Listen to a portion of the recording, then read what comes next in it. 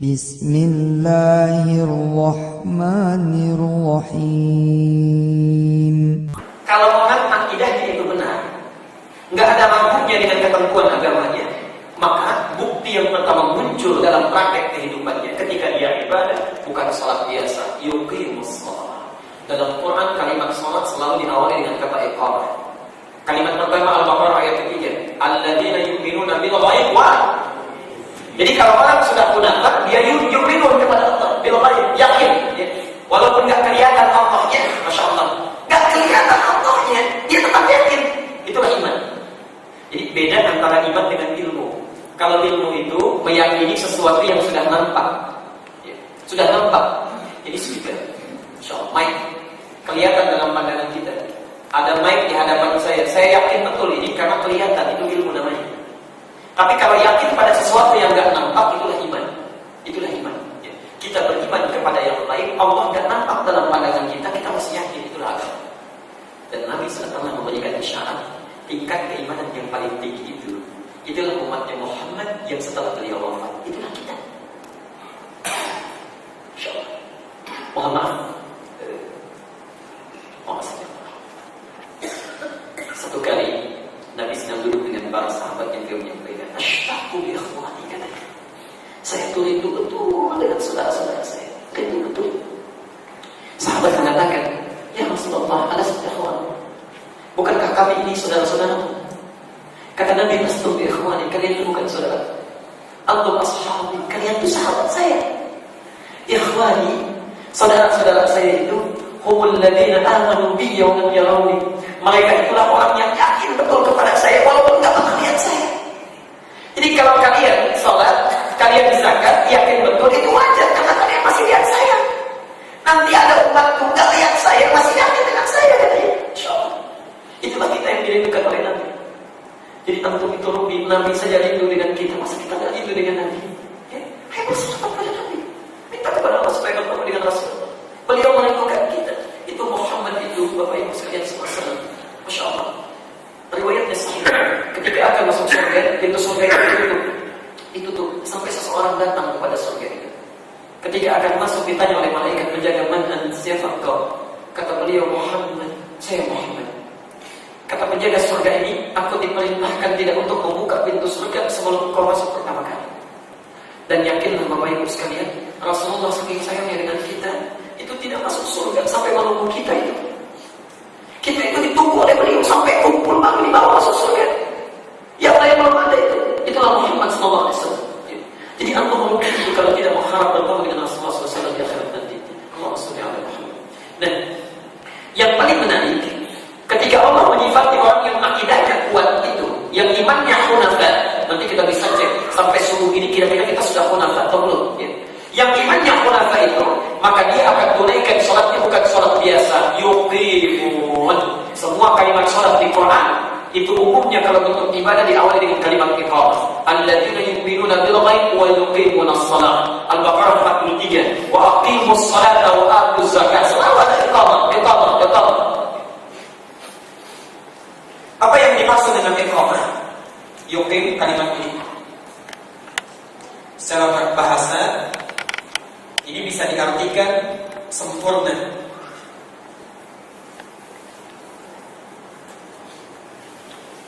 Perhatikan, di situ terjemahannya menegakkan sholat, itu kalimat kiasan sebetulnya, kiasan. Kalau orang dalam militer itu berdiri, ya, yang tegak, yang bagus, maka disebut dengan berdiri apa? Berdiri sempurna, tegak sempurna. Ya. Kalimat yuqim ini asal katanya sebetulnya sesuatu yang sempurna. Jadi kalau orang itu imannya, akidahnya itu hunafa, hanif, maka dampak pertama ketika dia ibadah kepada Allah, maka ibadahnya tidak mungkin dilakukan kecuali dengan sempurna. Sempurna, nggak asal-asalan, tidak asal-asalan. Apa di antara ciri iqamah ini, ciri sempurna ini? Cirinya dua kata Quran, cirinya dua. Satu Al-Baqarah ayat 45 sampai 46. Quran surah 2 ayat 45 sampai 46. Insyaallah. Khusyuk. Ciri pertamanya khusyuk.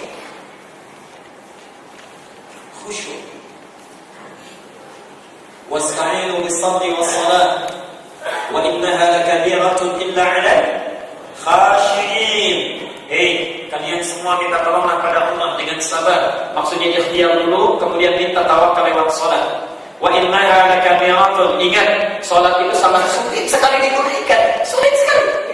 Illa 'alal khashi'in, kecuali bagi orang yang sempurna menunaikannya, yaitu orang yang khusyuk. Insyaallah. Orang yang khusyuk. Jadi kalau orang akidahnya itu benar, akidahnya itu hanif, maka dampaknya ketika dia ibadah, pertama kali misal salat dia kepada Allah, dampak pertamanya tidak mungkin salat yang ditunaikan kecuali khusyuk dia. Khusyuk. Bagaimana cara khusyuk itu? Alladzina yadhunnuna annahum mulaqu rabbihim. Masya Allah, saat dia akan salat, dia sudah mempersiapkan diri. Ini saya mau ketemu Allah. Mau ketemu Allah, Masya Allah. Dia siapkan dirinya.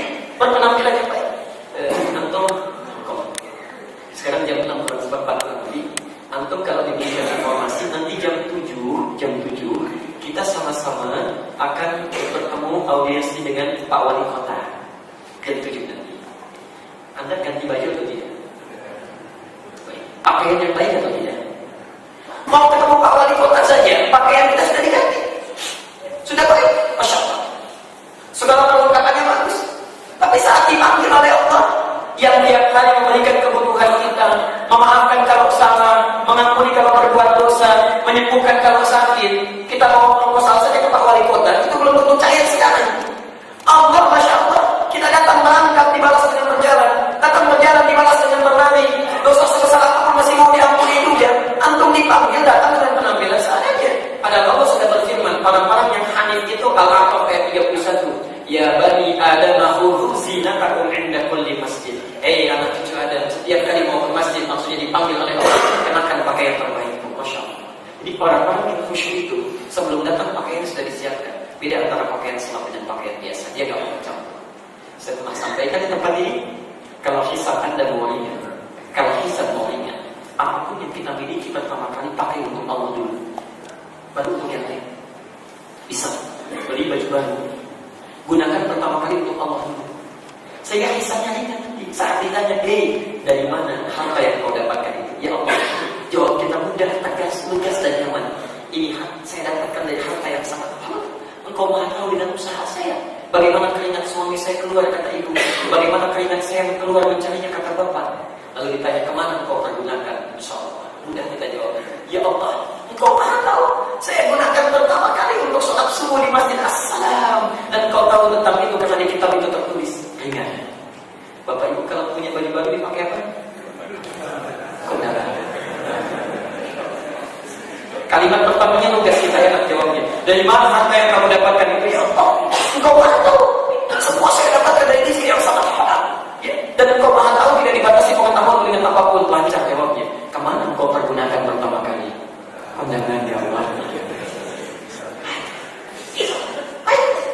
Gunakan untuk Allah. Jadi orang-orang yang hanif itu sempurna dia menunaikan ibadah. Yang pertama dilakukan dalam sholat ini persiapkan. Al-A'raf 31, pakaiannya bagus. Kemudian Al-Maidah ayat yang ke-6, sempurnakan wudunya. Ya ayyuhalladzina amanu qumtum ilas shalah. Hai orang-orang yang beriman, jika Anda ingin menyempurnakan salat, faghsilu wujuhakum, sempurnakan wudumu dengan mulai membasuh wajah itu yang pokoknya. Wa aydiyakum ilal marafiq, tanganmu sampai siku, bukan siku ke tangan. Bukan siku ke tangan, kerannya dibuka, sikunya dibeginikan ke tangan. Bukan, dari tangan ke siku. Ya. Wamsahu birumusikum, kemudian usap itu kepala, bukan rambut. Jadi wudunya bukan rambutnya takut berantakan kalau disisir, ya kan? Makanya dibeginikan saja, tidak. Bukan itu yang diinginkan, kepala yang diusap. Ya. Wa arjulakum ilal ka'bayn, kaki sampai dengan kedua mata kakinya, subhanallah. Karena itu ada orang datang salat, tiba-tiba salat, selesai salat kata Nabi, ta'ala ya fulan, shalli fa innaka lam tusalli. Yuk salat lagi, kamu belum salat. Salat lagi yang kedua, salat lagi yang ketiga, sampai ketiga pun kata Nabi, shalli fa innaka lam tusalli. Salat lagi, kamu belum salat. Kata orang ini, ya Rasulullah, saya enggak tahu lagi bagaimana caranya salat seperti yang Anda kehendaki itu. Saya sudah enggak tahu lagi. Kata Nabi, idza qumta ila shalah, kalau Anda ingin salatnya sempurna, fa'asbihul wudu, sempurnakan wudu. Masya Allah. Orang yang salatnya khusyuk, pakaian disiapkan, wudu dengan sempurna, itu baru persiapannya. Begitu datang mau salat, Masya Allah. Teruskan ayatnya, alladzina yadhunnuna annahum mulaqu rabbihim, ujung ayatnya, wa annahum ilaihi raji'un. Perhatikan kalimat akhirnya. Maaf, kalau ada yang meninggal dunia, apa yang diucapkan? Inna lillahi wa inna ilaihi raji'un. Antum saat sebelum sholat itu dipanggil lewat apa? Ada apa artinya? Ada? Baik, panggilan secara fikih itu panggilan, ya, secara bahasanya telinga. Artinya panggilan yang sampai ke telinga kita. Artinya lafaz ini satu-satunya yang pasti didengar oleh orang yang punya telinga. Artinya lafaz ini pasti terus dikumandangkan selama 24 jam didengar telinga tanpa putus di muka bumi ini. Itu cuma ada. Masya Allah. Saya mau contohkan ya. Ada Bapak Salim di sini, ada Pak Salim. Gak ada. Baik, saya cari yang gak ada. Kalau nggak ada. Ya. Perhatikan kalimatnya. Pak Salim sudah dipanggil Allah. Apa artinya? Lah antum ini kan 5 kali sehari dipanggil Allah. Ya. Dipanggil kita 5 kali dalam sehari. Dan uniknya kita pun mengerti itu. Kita tidak tahu kapan saja kan kita bisa meninggal. Allah panggil kita tiap hari ke sini menghadap dulu. Ya keadaan terbaik saat kita berpulang kepada Allah itu saat kita salah. Apa antum tak punya cita-cita saat sedang takbir itu tiba-tiba meninggal? Saat sedang sujud tiba-tiba dipanggil oleh Allah? Bukan itu keadaan terbaik. Wa annahum ilaihi raji'un. Orang yang khusyuk itu saat dia mempersiapkan semuanya itu karena dia yakin satu saat dia akan berpulang. Begitu takbir dipanggil oleh Allah, Masya Allah, dipanggil dalam keadaan punya wudu, pakaiannya pakaian terbaik.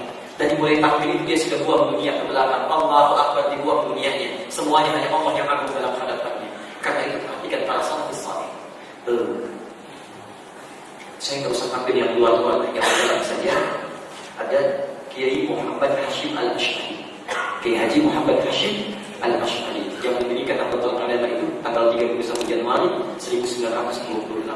Itu punya 19 kitab. Kitab keempatnya namanya An-Nurul Mubin fi Mahabbati Sayyidil Mursalin. Lentera yang sangat terang yang membimbing kita untuk melakukan bagaimana cara mencintai Nabi dengan benar itu. Cara mencintai Nabi dengan benar. Itu kitab bagus luar biasa. Saya kira banyak sekali orang-orang yang tidak baca kitab-kitab beliau. Padahal isinya 19 kitab itu tidak beda jauh dengan ajarannya Kiai Haji Ahmad Dahlan. Ulama salafus saleh yang lain itu sama semua itu. Ya. Nah, di An-Nurul Mubin ini, fi Mahabbati Sayyidil Mursalin, itu ada di halaman ke-37 sampai halaman ke-39. Antum lihat baris yang sebelah kanannya ini di paragraf yang kedua, mulai baris pertama sampai baris yang ke-7. Disebutkan bagaimana salafus saleh itu kalau sedang beribadah kepada Allah. Abu Bakar As-Siddiq. Dicontohkan dua di sini, Abu Bakar dengan Ali bin Abi Thalib. Abu Bakar itu kalau sudah takbir, Allahu Akbar begini, itu bergetar, bergetar banget. Karena takut kalau saat takbir meninggal, membawa kesombongan dalam sholatnya. Nah ini, padahal sudah mengatakan Allahu Akbar, Allah yang paling akbar. Saat sholat tidak ada yang paling agung, semua ditinggalkan. Itu beliau untuk orang paling kaya, Masya Allah, hartanya banyak, kedudukan dunianya tinggi, Masya Allah. Dijamin masuk surga melalui lisan Nabi. Amalannya kata Rasulullah pahalanya saja tak sebanding dengan amalan umat manusia. Saat sholat baru takbir masih takut gemetar. Kalau saat sholat itu membawa sekecil saja dari dunianya kepada Allah Subhanahu Wa Taala. Takut keliru ketika lisannya mengatakan Allahu Akbar, Allah yang paling akbar. Khawatir ada dunia yang dibawa sehingga menyatukan antara dunia dengan keagungan terhadap Allah ini. Takut luar biasa teman-teman. Takut beliau. Abu Bakar. Kita ada di mana? Surga nggak jelas. Amalan berantakan, hisab masih menegangkan. Masya Allah, kadang-kadang dalam takbir pun lisannya Allahu Akbar, tangannya mengangkat seperti ini, dunia masih masuk dalam kepala kita. Itu Allah. Ali bin Abi Thalib, Masya Allah, satu kali kakinya itu kena duri. Sahabat membantu untuk mengeluarkan, karena sakitnya luar biasa. Masya Allah, ya. Beliau sampai kesakitan, tak kuat dikeluarkan itu. Ada seorang datang, kata orang ini, cukup hentikan. Saya tahu bagaimana cara mengeluarkannya. Biarkan saja. Begitu datang panggilan adzan ke Masjid Ali bin Abi Thalib, sholat sunnah di situ. Dalam sholat itu dikeluarkan duri. Nyaris tidak ada berubah ekspresi. Tetap begini saja. Tetap begini. Wajah tidak berubah. Padahal tadi baru dipegang sudah kesakitan. Yang ini saat sholat gak ada antara beliau kecuali dengan Allah Subhanahu. Umar bin Khattab ditusuk dari belakang dengan pedang bermata dua. Kalau pedang satu itu melukai, pedang bermata dua itu untuk membunuh. Sudah niat ditusuk diam saja, karena orang ini tahu tak mungkin bunuh Umar dalam keadaan jaga, bisa-bisa dia yang tewas gitu ya. Datanglah dalam keadaan sedang mengimami salat. Saat pertama, Masya Allah, Begitu sedang takbir datang dia ditusuk dari belakang beberapa kali. Bukan dia, sahabat yang repot dari belakang. Tersungkur beliau. Diteruskan sholatnya sampai datang mengucap. Insyaallah. Ketika assalamualaikum, assalamualaikum beliau sendiri yang ambil itu. Insyaallah. Itulah sholat. Gak ada hubungan beliau dengan Allah karena yakin meninggal saya bisa kapan saja. Jadi setelah beliau itu sholat, Allahu Akbar wa annahu ilaihi raji'un. Dia merasakan kalau sholat ini mungkin jadi sholat yang terakhir, dipanggil dalam keadaan sholat ini itu yuqim sholat. Nah sekarang sampai subuh ini, yuk kita evaluasi. Saya, antum, kita semua ada di sana. Sudah yuqim sholat atau belum? Ya. Kalau belum yuqim sholat, artinya agama kita akhirnya belum habis itu, belum 100%, belum 100%. Karena itulah saat kita sholat itu, kita sudah diberikan apa-apa setelah adzan apa? Setelah adzan sebelum sholat. Iqamah itu isyarat, bukan supaya kita bangun sholat, bukan. Iqamah itu isyarat yang memberikan gambaran kepada kita supaya siap-siap. Sekarang mau sholat, hadirkan perasaan kita, buang dunia jauh-jauh, rasakan pada diri kita. Mungkin dalam sholat ini kita meninggal, sudah lupakan dunia. Kalau sudah meninggal itu tidak ada dunia yang dibawa-bawa. Itu maksudnya. Di saat Anda mendengar Allahu Akbar, mau wafat sekarang ini. Ayo, agungkan Allah saja, bukan yang lain. Asyhadu an la ilaha illallah. Ayo, hadapnya sudah siap atau belum? Kalau ditanya malaikat nanti bisa jawab atau tidak. Hadirkan suasana itu, hadirkan. Karena itulah orang yang sholat benar-benar itu sudah tunduk dia, pasrah dia. Ya, Masya Allah. Istaqimu, rapatkan uruskan sabnya. Istaqimu, hadirkan kenikmatan untuk ibadah, khusyukkan diri kita semua. Ya Masya Allah, itulah istaqimu maknanya. Bukan tegak lurus, bukan itu yang dimaksudkan. Itu secara fisika. Yang terakhir, kita berhenti dulu di sini. Yang terakhir, yang kedua, kalimat yuqimus shalah. Yang pertama tadi khusyuk. Yang kedua itu juga berarti Al-Ankabut Quran surah 29 ayatnya sama, ayat 45 di awal ayatnya. Awal ayatnya. Utlu ma uhiya ilaika minal kitab wa aqimus. Yang kedua, kalimat yuqimus shalah ini juga mengandung arti paham, mengerti bacaan dan gerakan salat yang dilakukan. Paham, mengerti bacaan dan gerakan salat yang dilakukan. Bagaimana antum bisa khusyuk dalam salat kalau nggak paham apa yang dibaca? Kalau nggak mengerti apa yang dilakukan? Masya Allah, orang yang nggak paham dengan bacaan salat, Allahu Akbar, lisannya Allahu Akbar, tangannya bergerak, tapi karena nggak paham, pikirannya kemana-mana. Seharusnya yang terjadi, lisan mengucapkan Allahu Akbar, pikiran menerjemahkan Allah Maha Besar, hati merasa ya Allah, Engkau yang Maha Besar. Tapi kenapa saya selalu merasa besar dalam hidup ini? Angkuh terhadap pasangan hidup saya, sombong dengan tetangga saya, merasa yang paling hebat dalam lingkungan kehidupan saya. Itu datang kehusyuan. Karena kita tak paham dengan apa yang dibacakan. Masya Allah, ya. Setan datang, namanya Hanzal. Setan menggoda orang sholat, namanya Hanzal. Hati-hati, Hanzal itu ada di masjid. Fungsinya dua, satu menggoda orang sholat, yang kedua menggoda para DKM masjid. Hanzal itu, hati-hati. Makanya jangan dikira mudah itu merawat masjid. Awal-awal bangunnya semangat, begitu jadi sering muncul perbedaan pendapat, perselisihan dan sebagainya. Karena Hanzal ini setan yang jenius. Kalau digoda jamaahnya gampang, yang satu pergi, yang lain datang. Tapi kalau yang digoda pengurus masjidnya, jamaah nggak mau ada yang datang. Masya Allah. Pengurus masjid, karena ada perbedaan nggak mau ke masjid. Akhirnya setan datang ke jamaah. Pengurus masjid aja nggak ke masjid, kok kamu mau ke masjid? Jadi lebih gampang menggodanya, itulah Hanzal. Ya. Menggoda orang yang salah dia. Hadis Al-Bukhari nomor hadis 608. Kata Nabi, saat adzan dikumandangkan, maka syaitan akan lari meninggalkan anak Adam. Hanzalnya lari. Sampai wa'alaihi dhalatun. Redaksi hadis di sini berakhir bahasan kita. Kata Nabi, wa'alaihi dhalatun. Sampai lari terkentut-kentut. Ini bahasa biasa. Maksudnya saking bencinya lihat orang sujud mau sholat, kalau adzan ada baunya pun dia nggak mau cium gitu. Hatta tidak tahu tiba. Sampai kalau adzan selesai dikumandangkan, balik lagi dia. Jadi jangan heran, orang yang nggak sholat pun, atau ibu misalnya biasa sholat, tiba-tiba sedang nonton TV, ada panggilan adzan, itu ada getaran dalam jiwa kita. Ya Allah, sudah ada getaran. Yang nggak sholat pun bisa begitu. Tapi jangan heran, maaf, karena itu setan sedang tadi meninggalkan kita. Jangan heran selesai adzan, kemudian kita mengatakan belum kok. Karena setannya balik lagi. Dia akan menggoda orang yang salat, kata Nabi, hatta sampai la yashqa, orang salat ini tidak sadar kapan akan yusalli, berapa rakaat dia sedang menunaikan salatnya. Pernah merasakan itu?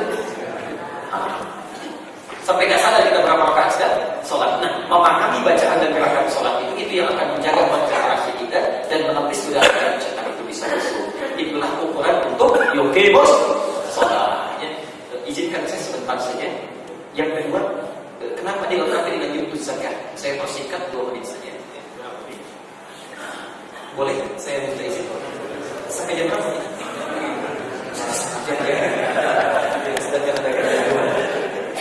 Perhatikan, kenapa ditambah dengan wayutuz zakat? Bukti orang yang akidahnya halif, ibadah kepada Allah yang bagus, yutuz zakat, ini hubungan haqqu minallah yang ini haqqu minan nas. Ya. Ini haqqu minan nas. Jadi orang yang akidahnya bagus itu kepada Allah ibadahnya sempurna, kepada manusia pun baik. Jadi kalaupun ada orang yang sifatnya maaf ya, sholatnya bagus, ya, rajin, tahajudnya bagus, tapi dengan tetangganya nggak pernah ampun, hubungannya jelek, sesama muslim tidak baik, nah itu ada persoalan. Makanya akidahnya itu belum hanif 100%, belum hanif. Orang yang hanif itu bagus dengan Allah, bagus dengan manusia. Tanda amaliyah ya, bentuk ibadahnya yang melatih hubungan kita dengan manusia supaya baik itu az-zakat, tapi bukan zakat biasa. Orang yang akidahnya hanif itu dalam berzakat pun dia masih yu'tu. Asal katanya dari ita. Yu'tu itu asalnya dari kata ita. Wa ita zakat. Orang yang namanya ita ya. Apa itu ita? Ita itu asalnya punya 3 arti. 3 arti ya. Arti yang pertama, mengeluarkan dengan tulus tanpa pamrih. Nah, di sini nanti kita akan bicara niat ya. Dikuatkan dengan hadis. Jadi Allah memberikan pesan kepada kita, kalau Anda ingin berzakat, kalau zakat itu ingin berkualitas, saat dikeluarkan udah nggak usah dipikirkan. Karena itu bukan punya kita, itu bukan hak kita, itu hak Allah. Hak Allah, kewajiban kita yang harus kita keluarkan. Nah, rumus mengeluarkan zakat itu jangan banyak dipikirkan. Kalau sudah dikeluarkan, tulus, ikhlas. Bagaimana caranya? Begitu dikeluarkan, lupakan. Tangan kanan memberikan, tangan kiri sembunyi, bukan lagi sembunyi begini, bukan. Maksudnya jangan sekali-kali mengungkit itu lagi. Jangan yang kanan beri, yang kiri mengungkit-ungkit. Lupakan saja, buang. Tangan kiri tepis. Begitu diberikan, selesai.